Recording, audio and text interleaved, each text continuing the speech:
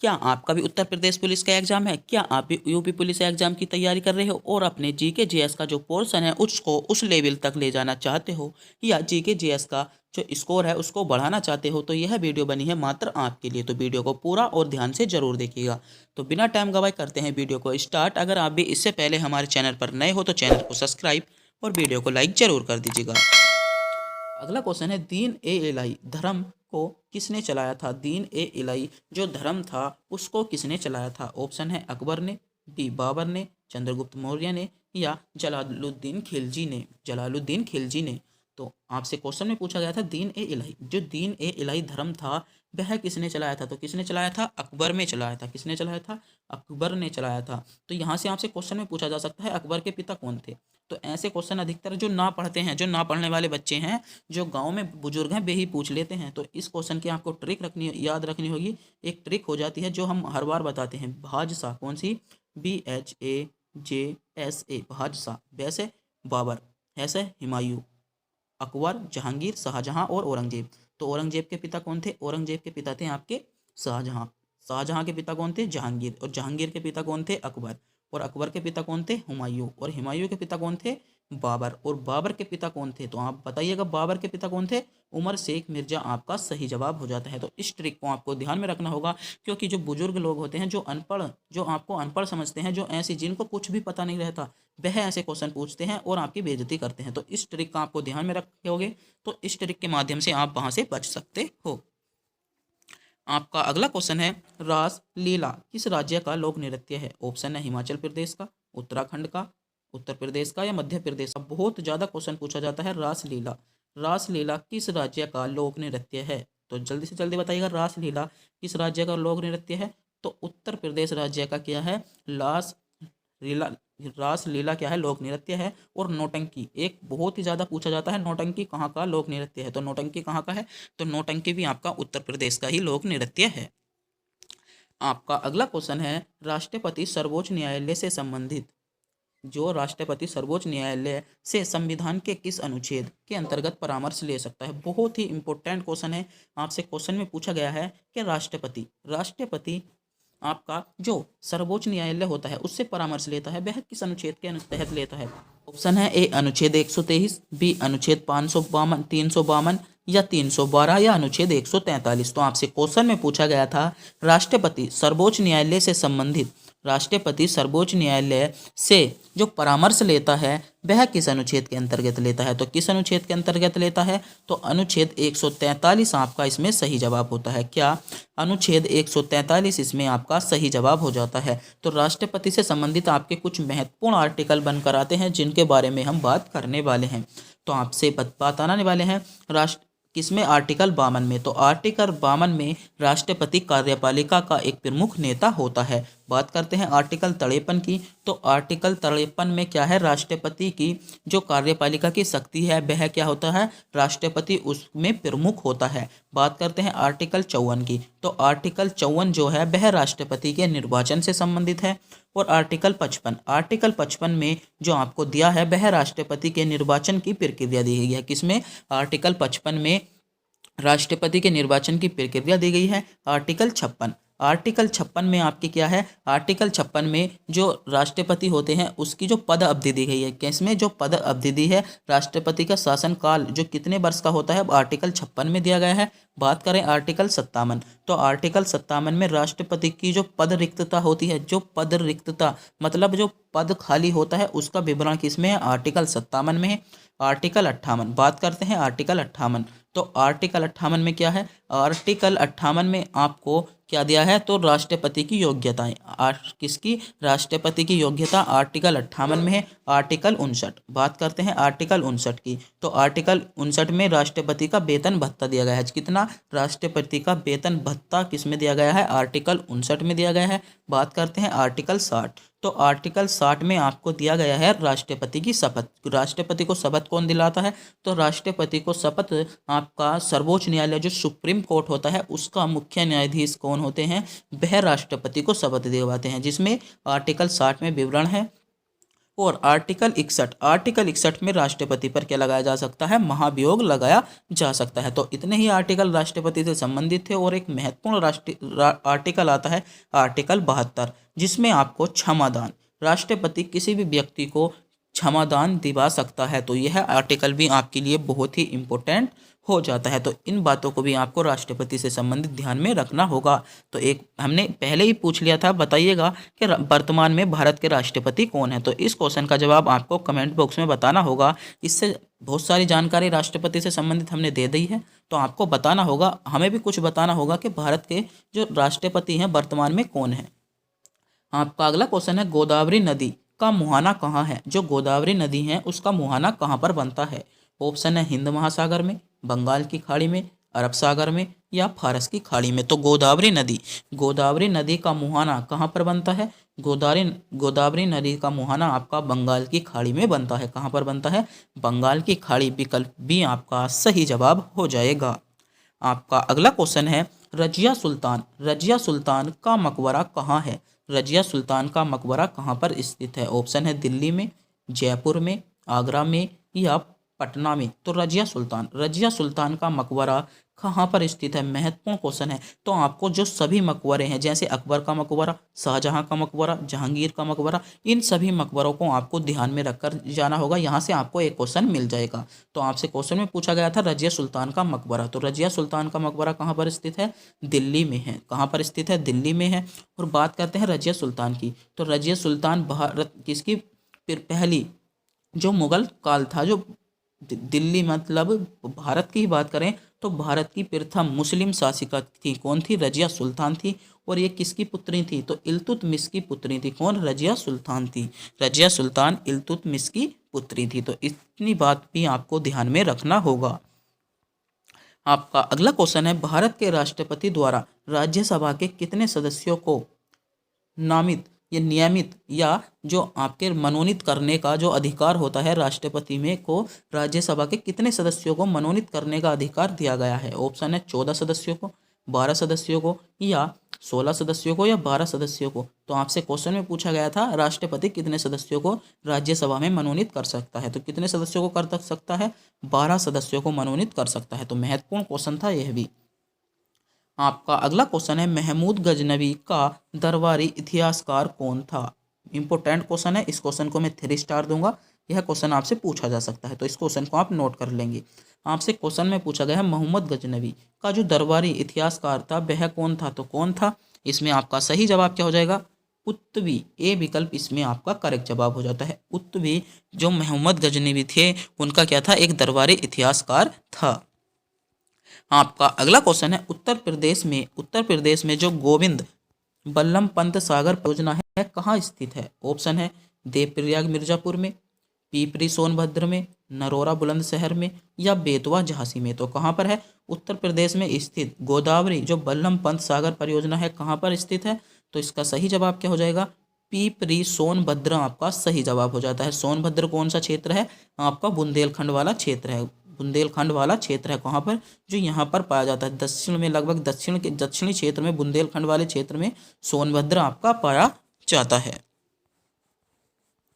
आपका अगला क्वेश्चन है, ब्रज प्रहार संयुक्त सैन्य अभ्यास भारत और किस देश के बीच आयोजित किया गया। ऑप्शन है इटली, जापान, रूस या अमेरिका। तो ब्रज प्रहार एक क्वेश्चन पर हमने डिस्कस किया था, कौन सा, सूर्य किरण। तो सूर्य किरण जो हुआ था वह हुआ था भारत और नेपाल के बीच। तो ब्रज प्रहार कि भारत और किस के बीच हुआ था, तो किसके बीच हुआ था, इसमें आपका सही जवाब क्या हो जाता है, अमेरिका और भारत के बीच ब्रज प्रहार क्या होता है, संयुक्त सैन्य अभ्यास आपका होता है। आपका अगला क्वेश्चन है, प्राचीन काल में सूरसेन महाजनपद की राजधानी कहाँ पर थी। प्राचीन काल में जो सूरसेन महाजनपद था उसकी राजधानी कहाँ पर थी। तो जल्दी से जल्दी बताइएगा कहाँ पर थी। तो मथुरा इसका आपका करेक्ट जवाब हो जाएगा। मथुरा आपका सही जवाब हो जाता है। मथुरा में सूरसेन महाजनपद की क्या थी, राजधानी थी। आपका अगला क्वेश्चन है, भारतीय संविधान का संरक्षक कौन होता है। भारतीय संविधान का संरक्षक कौन होता है। ऑप्शन है भारत का राष्ट्रपति, भारत के मुख्य न्यायाधीश, भारत के प्रधानमंत्री या राज्यसभा के सभापति। जल्दी से जल्दी बताइएगा। जो भारतीय संविधान होता है उसके संरक्षक कौन होते हैं? तो कौन होते हैं? भारत के मुख्य न्यायाधीश। भारत के मुख्य न्यायाधीश। आपका क्या बी विकल्प बिल्कुल करेक्ट जवाब होगा।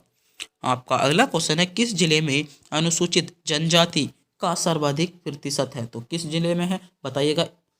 इलाहाबाद में, वाराणसी में, मिर्जापुर में या लखीमपुर खीरी में? तो कहाँ पर है? तो इसमें आपका करेक्ट जवाब हो जाता है लखीमपुर खीरी। बात करते हैं लखीमपुर खीरी की, तो लखीमपुर खीरी उत्तर प्रदेश राज्य का सबसे बड़ा जिला कौन सा है? लखीमपुर खीरी है। तो अगर आप भी किसी गवर्नमेंट जॉब की तैयारी कर रहे हैं तो कमेंट बॉक्स में बताना ना भूलें। आप कमेंट बॉक्स में यह बताना ना भूलें कि आप किस सरकारी नौकरी की तैयारी कर रहे हैं। यूपी पुलिस की तैयारी कर रहे हैं, एसएससी जीडी की कर रहे हैं, ग्रुप डी, एनटीपीसी या और भी अदर। तो जिस भी नौकरी की आप तैयारी कर रहे हैं उसको कमेंट बॉक्स में बताना ना भूलें। आपका अगला क्वेश्चन है, HDFC बैंक का मुख्यालय कहाँ स्थित है? HDFC बैंक का मुख्यालय कहाँ पर स्थित है? ऑप्शन है ए हैदराबाद में, बी दिल्ली में, सी कोलकाता में या मुंबई महाराष्ट्र में? तो आपसे क्वेश्चन में पूछा गया था एच डी एफ का जो बैंक है उसका मुख्यालय कहाँ पर स्थित है? तो कहाँ पर स्थित है? हैदराबाद नहीं होगा, दिल्ली भी आपका नहीं होगा, कलकत्ता भी। तो जिन बच्चों ने भी मुंबई महाराष्ट्र को चुना है वह बिल्कुल सही चुना है। अगर आपको एक बात ध्यान में रखना है, आपको बैंक का मुख्यालय पूछा जा रहा है तो अधिकतर जो, अगर आपको याद नहीं है, उस बैंक का मुख्यालय याद नहीं है, तो अधिकतर जो जवाब लगाना है, सभी में अधिकतर जो जवाब लगाना है, अगर आपको तुक्का मार कर आना है तो मुंबई महाराष्ट्र को आपको ध्यान में रखना होगा। अधिकतर बैंकों का जो मुख्यालय है वह कहाँ पर है? मुंबई में है। तो मुंबई को आपको बहुत ज़्यादा ध्यान में रखना होगा। तो आप मुंबई भी बिना देखो भी लगा सकते हो। आपका अगला क्वेश्चन है, मनुष्य में मुख्य श्वसन अंग क्या है? जो मनुष्य में जो मुख्य श्वसन मतलब मुख्य श्वसन सांस का लेने वाला अंग कौन सा है?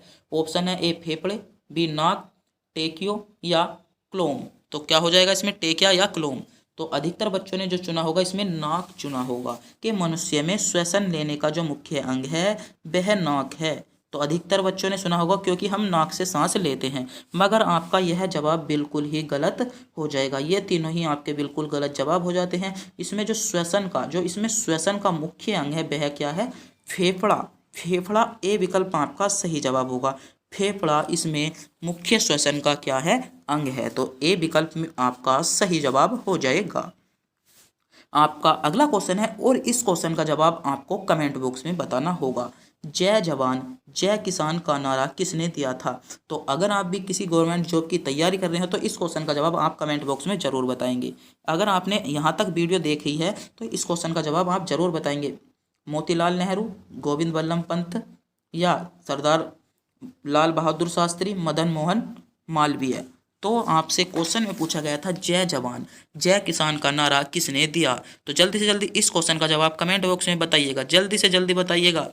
अभी किसी का भी जवाब नहीं आया तो मैं देखना चाहता हूं कि सबसे पहला कमेंट किसका है, सबसे पहले इस क्वेश्चन का जवाब किसने दिया है। मैं देखना चाहता हूँ कि जय जवान जय जो किसान हमने आपसे पूछा है, प्रश्न पूछा है, इसका जवाब सबसे प्रथम किसने दिया है। तो जल्दी से जल्दी आप भी फर्स्ट हो सकते हो, तो जल्दी से जल्दी कमेंट बॉक्स में बताइएगा।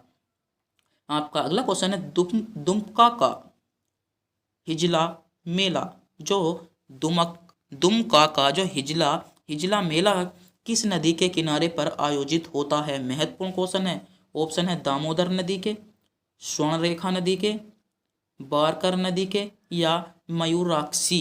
तो आपका इसमें सही जवाब क्या हो जाएगा? थोड़ा सा टफ क्वेश्चन था आपके लिए, मयूराक्षी। मगर जिन्होंने पढ़ रखा है, जो बहुत लंबे समय से तैयारी कर रहे हैं, उनके लिए कोई भी टफ क्वेश्चन नहीं था। तो मयूराक्षी आपका सही जवाब हो जाएगा। आपका अगला क्वेश्चन है, भारत की प्रथम महिला राष्ट्रपति कौन थी? भारत की प्रथम महिला राष्ट्रपति आपसे पूछा जा रहा है। तो प्रतिभा देवी सिंह पाटिल, जयंती पटनायक, सुचेता कृपलानी या इंदिरा गांधी? भारत की प्रथम महिला राष्ट्रपति, जल्दी से जल्दी कमेंट बॉक्स में बताओ। भारत की प्रथम महिला राष्ट्रपति, तो आपने कौन से विकल्प को चुना है? तो विकल्प ए को चुनने वालों का जवाब सही जवाब हो जाएगा। प्रतिभा देवी सिंह पाटिल भारत की प्रथम महिला राष्ट्रपति थी। तो ए विकल्प आपका क्या हो जाएगा? सही जवाब हो जाएगा। आपका अगला क्वेश्चन है, 1857 ईसा की क्रांति के संबंध में स्थान और नेतृत्वकर्ता के संबंध में कौन सा युग्म सुमेलित नहीं है या कौन सा युग्म सही नहीं है। ऑप्शन है, यहाँ से आपके पांच क्वेश्चन निकल कर आने वाले हैं। 5 क्वेश्चन यहाँ से आपके बन कर आने हैं। लखनऊ से नेतृत्व बेगम हजरत महल ने किया था, झांसी से रानी लक्ष्मीबाई ने किया था, पूर्वी उत्तर प्रदेश से कुंवर सिंह ने किया था, या इटावा से तात्या टोपे ने किया था। तो आपका सही जवाब क्या हो जाएगा, इसमें आपका करेक्ट जवाब हो जाता है, इसमें आपका करेक्ट जवाब क्या हो जाएगा, इसमें आपका सही जवाब हो जाता है इटावा नेतृत्व तात्या टोपे ने। क्या है, कौन सा युग्म आपसे पूछा था, गलत है, कौन सा युग्म सुमेलित नहीं है, तो आपको यह भी ध्यान में रखना होगा। तो यहाँ से अगर मैं इस क्वेश्चन पर डिस्कस करूँ तो आपसे यहाँ पर क्वेश्चन में पूछा जा सकता है, लखनऊ से जो 1857 में क्रांति का नेतृत्व किया था वह किसने किया था, बेगम हजरत महल ने किया था। झांसी से किसने किया था, रानी लक्ष्मीबाई से किया था, और पूर्वी उत्तर प्रदेश से किसने किया था, तो कुंवर सिंह ने किया था। तो यह आपसे 3 क्वेश्चन तो ये हो गए, और एक क्वेश्चन आपका यह आपके स्क्रीन पर दिया गया है। तो आपको ध्यान में रखना होगा, यहाँ से बहुत ज़्यादा क्वेश्चन पूछे जाते हैं आपके एग्जाम में। आपका अगला क्वेश्चन है, वीरता के लिए दिया जाने वाला सर्वोच्च पुरस्कार कौन सा है। वीरता के लिए दिए जाने वाला सर्वोच्च पुरस्कार कौन सा है। ऑप्शन है, ए भारत रत्न, शौर्य चक्र, अशोक चक्र, या परमवीर चक्र। तो वीरता के लिए जल्दी से जल्दी बताइएगा, वीरता के लिए सबसे अच्छा पुरस्कार या सबसे बड़ा पुरस्कार कौन सा है। भारत रत्न गलत जवाब हो जाएगा, शौर्य चक्र गलत जवाब हो जाएगा, अशोक चक्र गलत जवाब हो जाएगा। तो इसमें आपका सही जवाब क्या हो जाता है, परमवीर चक्र वीरता के लिए सबसे सर्वोच्च पुरस्कार है। तो डी विकल्प आपका करेक्ट जवाब हो जाएगा। क्या डी विकल्प आपका सही जवाब हो जाएगा। आपका अगला क्वेश्चन है, नीली क्रांति किससे संबंधित है। ऑप्शन है, मत्स्य उत्पादन से, तिलहन उत्पादन से, मसाला उत्पादन से, या झींगा मछली उत्पादन से।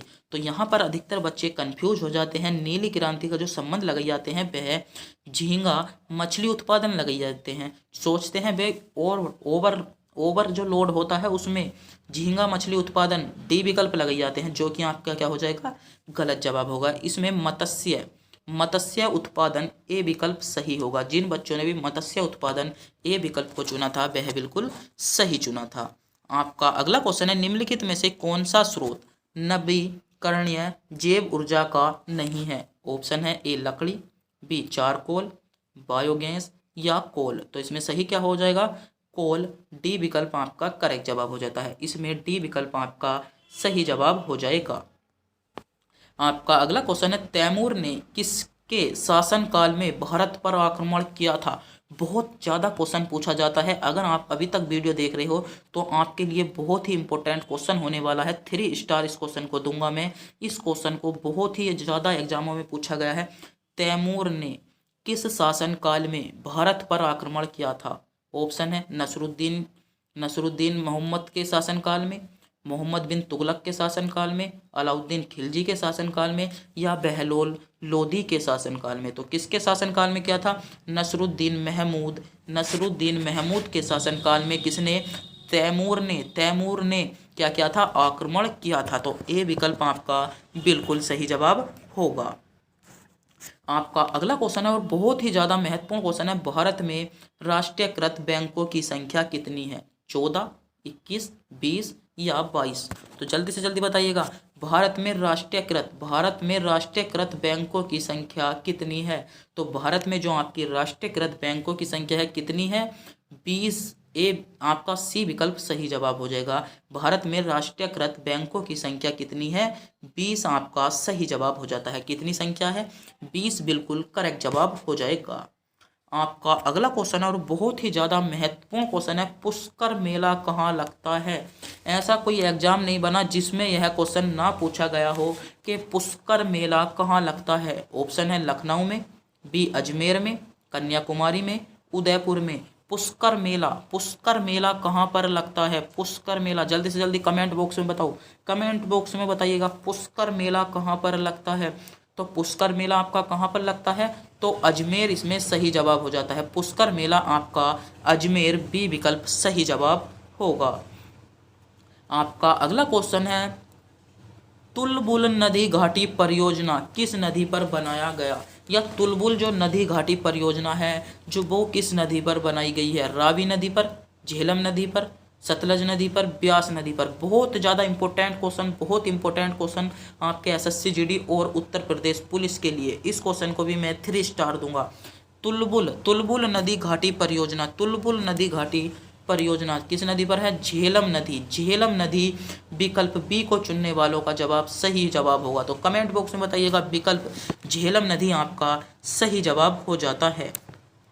आपका अगला क्वेश्चन है, स्मृति स्थल किस व्यक्ति की समाधि स्थल है? जल्दी से जल्दी कमेंट बॉक्स में बताइएगा, स्मृति स्थल किस व्यक्ति का समाधि स्थल है? तो इस क्वेश्चन का जवाब जानने से पहले अगर आपने अभी तक हमारे चैनल को सब्सक्राइब नहीं किया है, आप हमारे चैनल को सब्सक्राइब करना भूल गए हैं, तो चैनल को सब्सक्राइब कर दें, वीडियो को लाइक कर दें, और हमारा जो टेलीग्राम लिंक है जिस पर हम 20 से 25 MCQ रोज कवर कराते हैं, उसका लिंक आपको वीडियो के डिस्क्रिप्शन में मिल जाएगा। वहाँ को जाकर भी उसे भी ज्वाइन कर लें, जिससे आप बहुत अधिक से अधिक क्वेश्चनों को पुटअप कर सकते हैं। तो किससे संबंधित है? तो इसमें आपका सही जवाब क्या हो जाएगा? इसमें आपका अटल बिहारी वाजपेयी, अटल बिहारी वाजपेयी डी विकल्प हो जाता है। क्या स्मृति स्थल जो आपका किस व्यक्ति का समाधि स्थल है? तो अटल बिहारी वाजपेयी आपका सही जवाब हो जाएगा।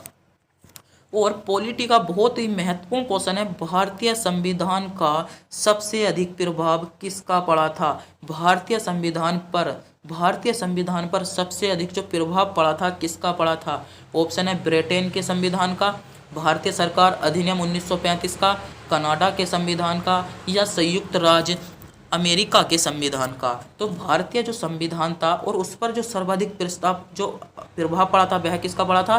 भारत सरकार अधिनियम 1935 का पड़ा था। किसका? भारत सरकार अधिनियम 1935 का पड़ा था। तो इसमें बी विकल्प आपका सही जवाब होगा। क्या? बी विकल्प आपका सही जवाब हो जाता है। और बहुत ही इंपॉर्टेंट क्वेश्चन आपकी स्क्रीन पर आ चुका है, शेरशाह सूरी का मकबरा स्थित है। ऑप्शन है अहमदनगर में, औरंगाबाद में, आगरा में, या सासाराम में। मोहम्मद जो शेरशाह सूरी हैं उनका जो मकबरा था, शेरशाह सूरी का मकबरा कहाँ पर स्थित है? तो कहाँ पर स्थित है? सासाराम। कहाँ? सासाराम। डी विकल्प आपका करेक्ट जवाब होगा।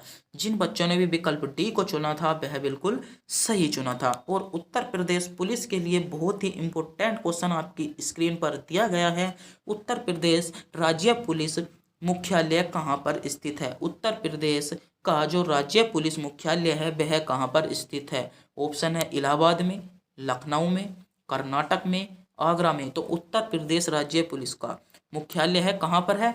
तो इलाहाबाद। ए विकल्प आपका करेक्ट जवाब हो जाएगा। क्या? इलाहाबाद आपका सही जवाब हो जाता है। आपका अगला क्वेश्चन है, महात्मा गांधी दक्षिणी अफ्रीका से भारत किस वर्ष लौटे?